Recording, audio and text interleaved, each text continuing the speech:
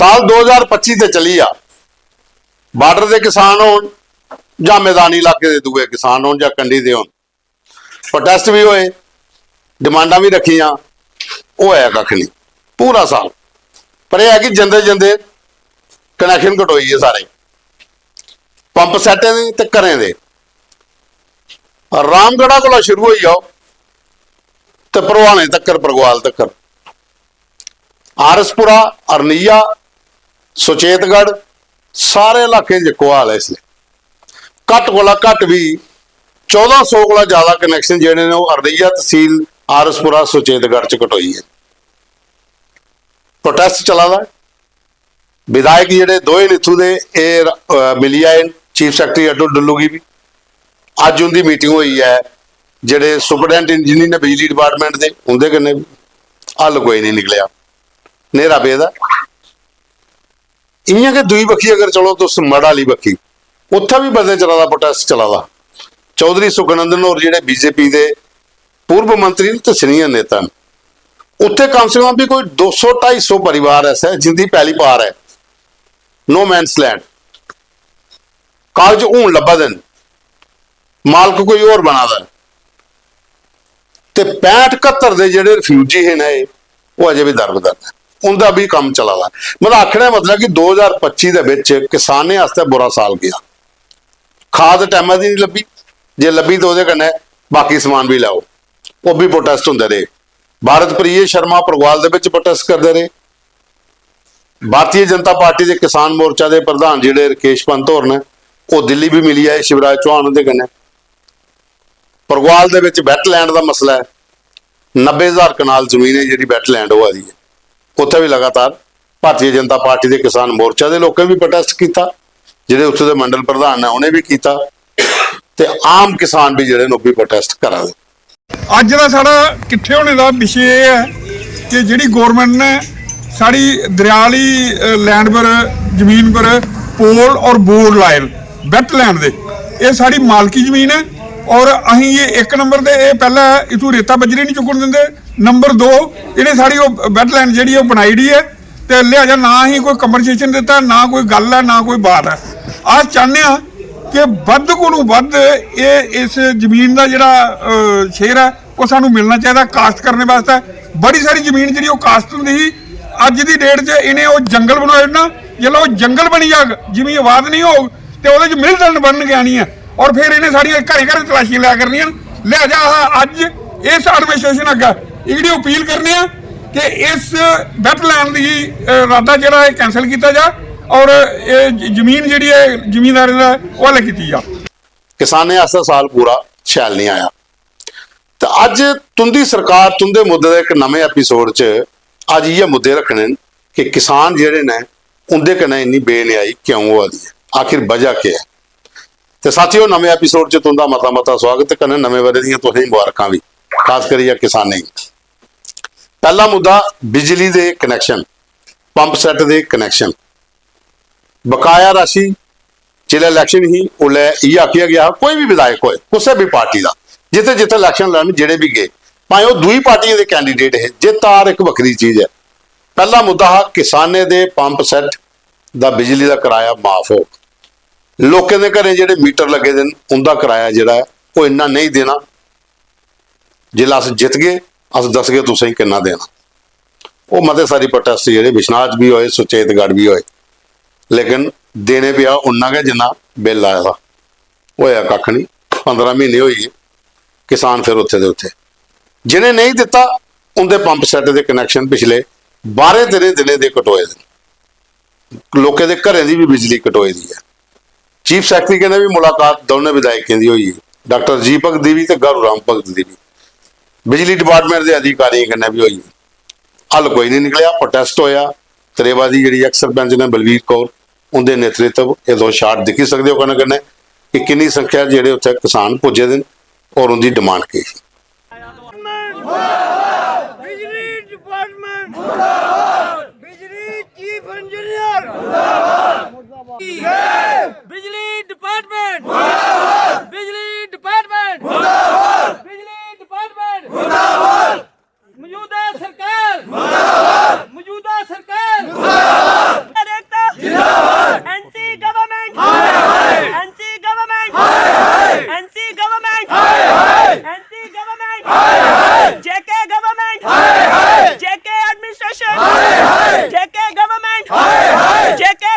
ਭਾਵੇਂ 500 रुपया जमा कराओ बत्ती फेरी ऑन होनी है। इन्हां कोल ओ बहाना, पर इन्हां नूं इन्ना नहीं पता ये किसान ने और किसान हर चीज़ का इलाज जिहड़ा अपनी पॉकेट च लैके घूमदे आ। फिर सानू तुहाडी लोड़ नहीं, फिर सानू तुहाडे नाल मत्था डाउन की लोड़ नहीं। इस करके मेरा वीर सारे जने ये अज शुरुआत आ, ये अज सिर्फ शुरुआत आ। ये लड़ाई साड़ी लंबी चलनी जे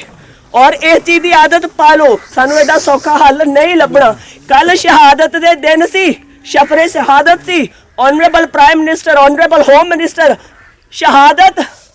उस टाइम वो प्रणाम कर रहे सी उन्हां शहीदां नूं जिन्हां ने सानू इत्थे खड़े करन दा हक दिता, आज़ादी दिती, सानू जीना सिखाया, सानू बचाया। पर उस टाइम ठंडा बुरज इन्हां ने कल दे ही असीं यही चीज़ कर रहे सी कि किसी तरीके दे नाल असीं सारे एक मंच ते आइए, एक जुट होइए और अपनी गल रखिए। अज इत्थे अले तो लैके सुचेतगढ़ तक, निकोवाल तक साडियां पूरियां पंचायतां, अगर मैं सारियां पंचायतां गिनण जाऊंगी तुसीं हिसाब ला सकते हो, अले तो लैके निकोवाल तक सुचेतगढ़ मेरा पूरा अज इत्थे इकट्ठा होया। और सिर्फ किसान तबका, असीं कोई लीडर नहीं, असीं किसान आ। असीं सिर्फ अपने बॉर्डर की गल करनी आ, अपनी बॉर्डर की गल करने वास्ते इत्थे आए आ। इस करके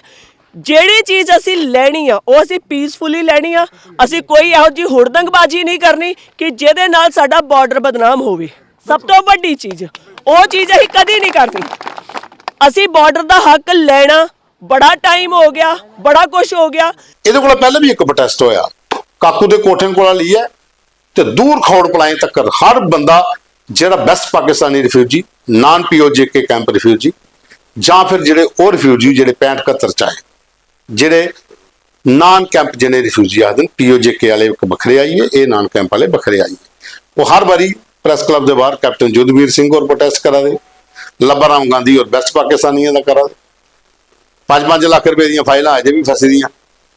ਵੋਟਰ ਲਿਸਟ ਦਾ ਚੱਕਰ ਜਾਰੀ ਉੜੇ ਦਾ। ਅੱਧੇ ਕੋਲ ਜ਼ਿਆਦਾ ਲੋਕ ਜਿਹੜੇ ਨੇ ਉਹ ਬਲਗਾ ਦੇਣ ਕਦੋਂ ਪੈਸੇ ਥੋਣੇ, ਉਹਦਾ ਵੀ ਪੂਰਾ ਸਾਲ ਇਸ ਅਗਲੇ ਚੱਕਰ 'ਚ ਚਲੀ ਆ।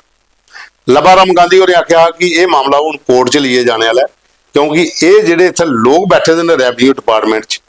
ਜਿਹੜੀਆਂ ਫਾਈਲਾਂ ਇਹਦੇ ਕੋਲ ਆਈ ਦੀਆਂ ਉਹਨੇ ਕੀ ਸਾਰੇ ਕੀ 1952 ਦੀ ਵੋਟਰ ਲਿਸਟ ਦੇ ਚੱਕਰ 'ਚ ਫਸਾਈਆ ਰੱਖੀ ਉਹਦਾ ਦਾ।